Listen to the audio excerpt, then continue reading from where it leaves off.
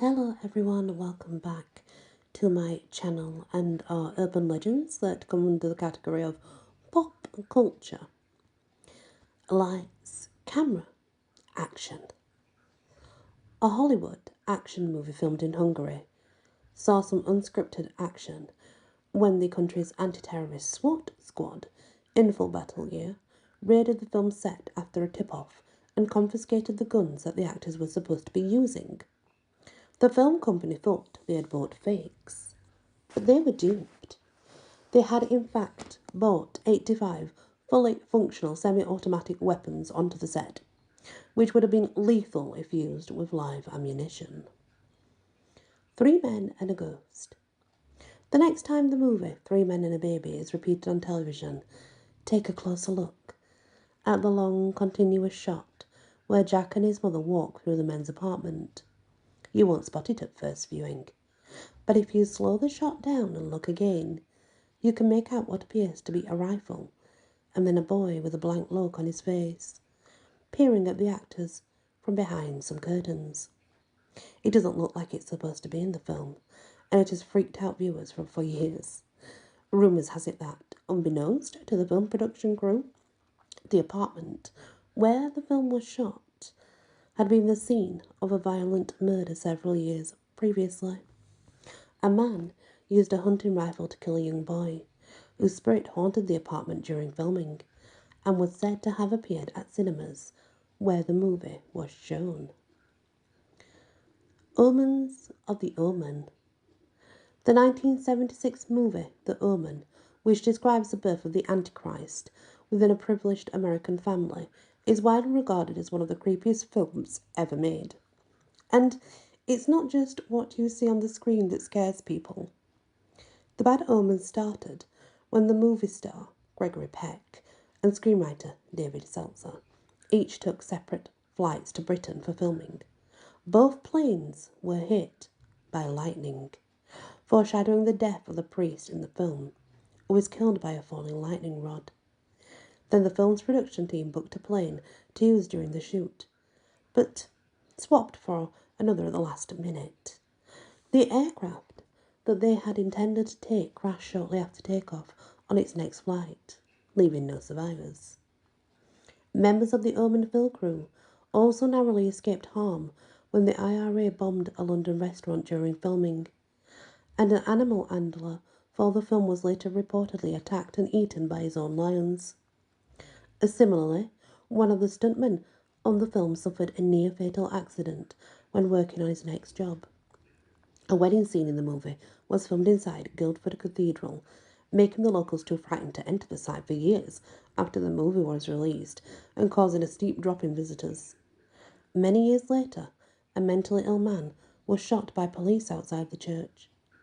Perhaps the creepiest coincidence related to The Omen, though, concerns the movie's special effects designer, responsible for the famous death scene when a pane of glass decapitates a character as it falls off a truck.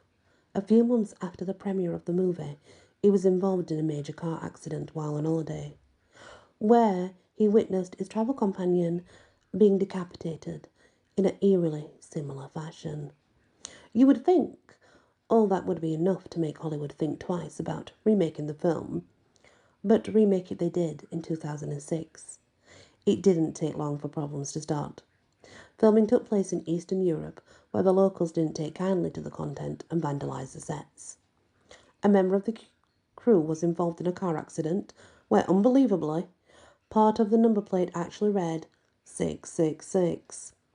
The film's cameras were plagued by technical malfunctions, which the crew referred to as the 666 error, and they eventually lost a whole day's filming to all this craziness. Unsurprisingly, there are no more remakes of The Omen in the pipeline. The next is She's in the TV. In the horror film Poltergeist 1982, a malevolent spirit haunts a family who have moved into a house built on Native American burial ground. The film is loosely based on a frightening incident reported in the 1950s New York, where a ghost terrified a family in their home, causing objects to fly around rooms, mirrors to be broken, bottles to burst in the kitchen. The supernatural events were witnessed by a police officer who attended the scene and was almost decapitated by a globe that was hurled at him by invisible force. Paranormal investigators could find no answer to the mystery. The family consulted ministers from a variety of religions who conducted various rituals to exorcise the spirit without any success. Then suddenly, as quickly as it started, the haunting stopped. In the film, the ghost sucks a young daughter in the family into purgatory via the television screen. But if the story is told about what happened behind the scenes of the movie, it's made many sequels are only half true. Then it wasn't just the TV that was cursed. Child star Heather O'Rourke played the girl trapped in the television in all three films, but only lived to see two of them. She was plagued with health problems, survived a heart attack after a bout of flu, but in February 1988, 12-year-old O'Rourke died during surgery to fix a stomach problem.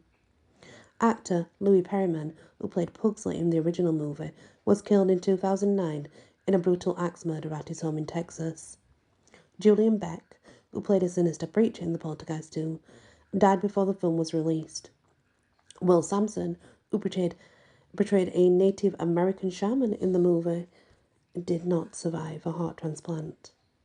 The writer of the book accompanying the film claimed that his office was struck by lightning and the arcade games in his collection began to play of their own accord. Poltergeist was remade in 2015, and it's not known whether the people involved were aware of the checkered past of the franchise. It is true that some of those beloved kids' films are not quite as wholesome as we thought.